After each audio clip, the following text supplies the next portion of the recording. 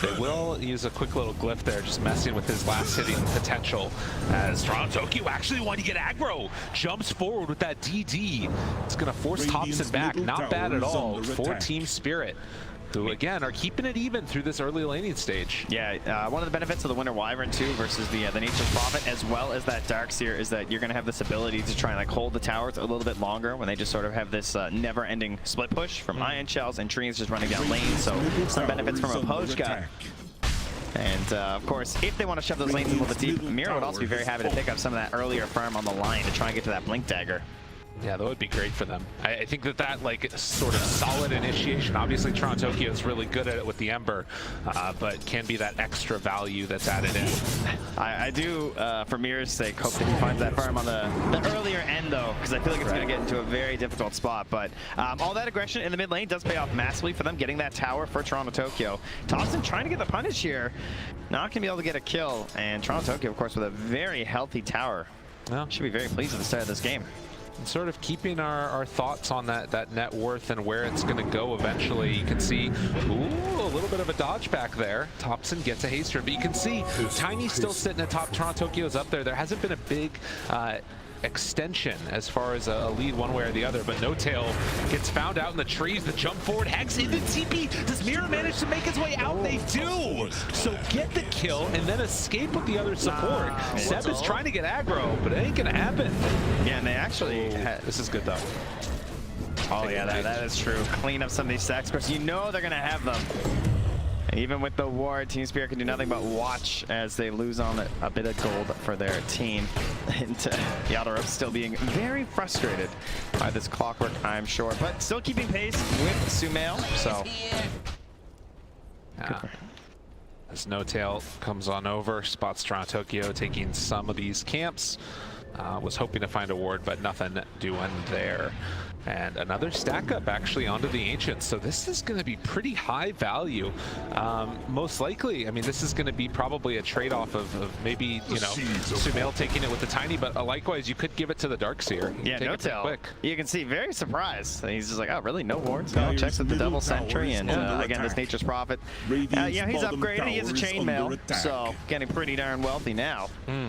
As he suits up, but you're always looking for those great wards when you're playing this Nature's Prophet, because you can just go anywhere on the map, TP back out, go for the really deep pillar wards perhaps, and that's going to be a huge factor for them, right? Because you're playing with this heavy initiation lineup, and initiation is always much, much easier when you have forward vision. Wrong about that one for sure. Mask of Madness done now, trying to get some aggro, thought about going for the chrono there. Calls off the charge. And you can see that they're just going to leave him alone to continue to farm up top. So Faceless Void definitely looking to get a good start to this one. See if that continues on. But another stack over on the Ancients gotten by Team Spirit. And for them, obviously, with the Empower, this is an easy cleanup. But I feel like there's an opportunity here for maybe either one of the teams to try and go for a steal. Could make a difference. Right now, OG up about 1,000 gold. And we're just trading towers. It does feel like a bit of a ticking time bomb, though, I have to say, for Team Spirit. I'm really curious to see how they're going to manage to hold through this impending assault from OG. They're going to have some cooldown issues, right? Oh, yeah, with the Chronosphere on the 160 on the earlier end, the RP always going to be that 130. And you look for cooldowns on OG, and, well, you know, hookshot's a minute. That's pretty much the biggest one that they really need. Like, wall's nice, sure, but it's definitely not needed in every single engagement this game. And I just feel like that is going to be a serious problem for Team Spirit. Well, you know, it's interesting. Like memes aside, when I think of Darkseer nowadays, particularly out of these pro players, the two ones that come to mind are Seb and Mind Control. And often Seb has been playing in like the kind of carry Darkseer role. This is actually more the style that Mind Control would play, where you play sort of this supporty element, get the quick mech, max out surge, just start running around with your team, and then enabling that other big bad carry. And we'll see how it works out for him this time around. It's going to be a lot on Sumail to make those moves, and obviously, of course, Thompson playing on this Void Spirit, who had an absolutely fabulous game before. But Team Spirit, they're going to send themselves in here, clear out that Ancient stack. But OG, they want us to get the objective. They want to get this tower. The pieces are coming together, and it's a little bit too fast right now. Maposhka's still looking for that level 6 to hope to come and help in the mid lane. There they go, right back in the wall. It's down on the both collapse. The mech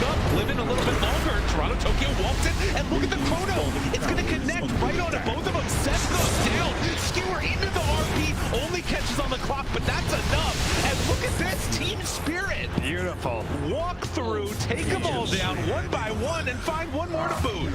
This is so important for Team Spirit because you're using the RP, you're using the chrono. You can't just get one kill, right? You need as many as you can get because that's a heavy, heavy expenditure. But they were very victorious in that engagement. And now the question is, how are OG going to rally back from that? They're just going to run right back to that mid lane?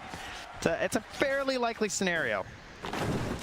You can see here again, just that immediate move in, and they felt like they would be safe because they could go for that, Soxa control immediately afterwards on the Ember, but Toro just getting involved in this fight early on, lacing down a really nice Chronosphere, catches onto a couple there, and then obviously collapse with the follow-up.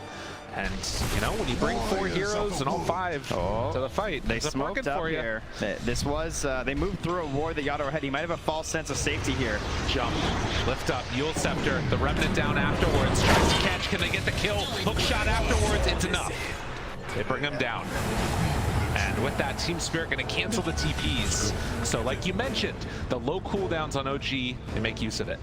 Yeah, just right back at it, and I don't expect that to be the end of it. You can see they're just moving through their area right now, just saying, go ahead, we know you don't have much left. All that remains really is the winner's curse. It was gained during that fight in the mid lane, but Pushka found the experience from the kills that Team Spirit gained, so really the last big spell they have left in the tank. And that's 2 tier 1 towers taken for both teams now, both mid and safe lane gone. And the question remains, how do you transition this now? So often I feel like we've seen teams kind of flunder. Flounder, perhaps? Blunder of flunder? That's the one. You nailed it. Yes, okay, good. Thank you so much for that. I appreciate it. But yeah, much like I was doing, they'll flub a little bit. Yeah. When most of your English just comes from chat lines, it can be difficult, right? It's a hard life we lead. But we get through it together, Trent. We're doing our best to share language across the globe with all these new chat lines, You always got to look stuff up. You can learn a new phrase. That's why Dota is the best global game. Too true. What a great message to send out there at the end. In the meantime, OG, they're going to try and keep pressuring in here and forcing Team Spirit out of their base. They are underneath a ward, which does keep a little bit of the extra knowledge up into the favor of Team Spirit, but maybe a bit of a move down bottom. Soxa there with Seb. Thought about it. Decides not to go. No, they have those tools back up on the side of Team Spirit, right? Chrono's there, RP's there. OG.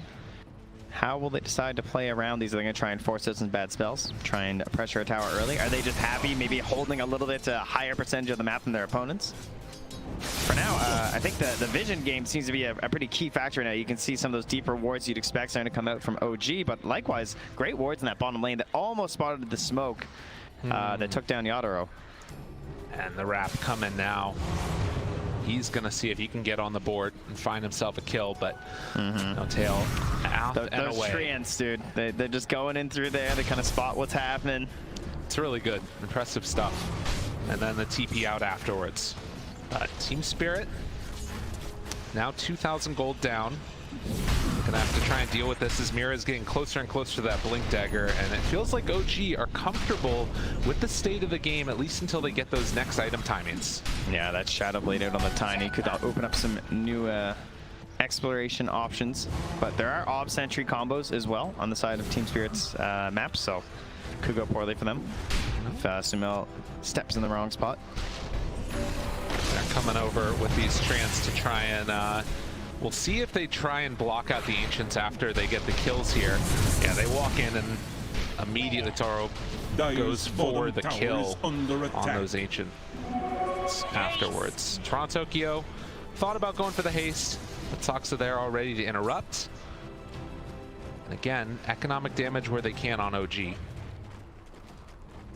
Thompson. I'm curious if he goes back for that same build that we saw the other game. It was super solid, just into the E-Blade after the Sanjin Kaya. Very, very quick blow-up potential that they had going. I love the way Thompson has played throughout this TI in terms of just like relegating his own farm a little bit lower, even more so than before. It feels like they're really trying to offer a lot over to Seb and Sumail. Yeah. And he just wants those playmaking abilities. So just trying to get something that keeps him like active in the fights, going for this Sanj and Kaya. Not too worried about the next like massive item, just wants to be always there for the team. And right now, a big line drawn here from Mira. They want to go the whole way up top, perhaps hoping that someone's going to try and go for their Ember. Trying to bait his remnant in here. Oh, good job there. Gets on in with the treant to block that camp again. Spirit having to deal with that. Thompson maybe in some trouble if they spot him. Oh, instead they're going to go for no-tail. Mira gets the Hex off, but caught by the Aether Remnant, and then afterwards they got the Winner's Curse. Stun comes out afterwards, the full control Finger of Death, and dead. That was a long setup there from Team Spirit, just like waiting and waiting, trying to bait out Toronto Tokyo, and then sort of just kicks off because No-Tail got a little bit too close. But best thing right there is that you're taking out a core hero on OG without the big spells. Very good sign for Team Spirit. The late it goes, game should get a little bit easier for them.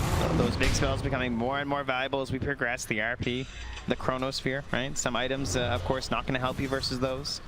Even when Sumail gets his big BKB out. But mind you, his HP, even, you know, Magic Immune or not, he is going to be a beast in this game. Not a lot of very tanky heroes in this match compared to Sumail. Well, and it's so interesting, right? Like, you think back to the matchup that we saw right before this series with Spirit, and it was against Fnatic, and we saw very similar things, right? Nature's Prophet, Jabs was blocking out camps. They had an Ember Spirit on Team Spirit. Again, able to play very much together. The big difference is there's no Luna this time. They don't have that tower hitter.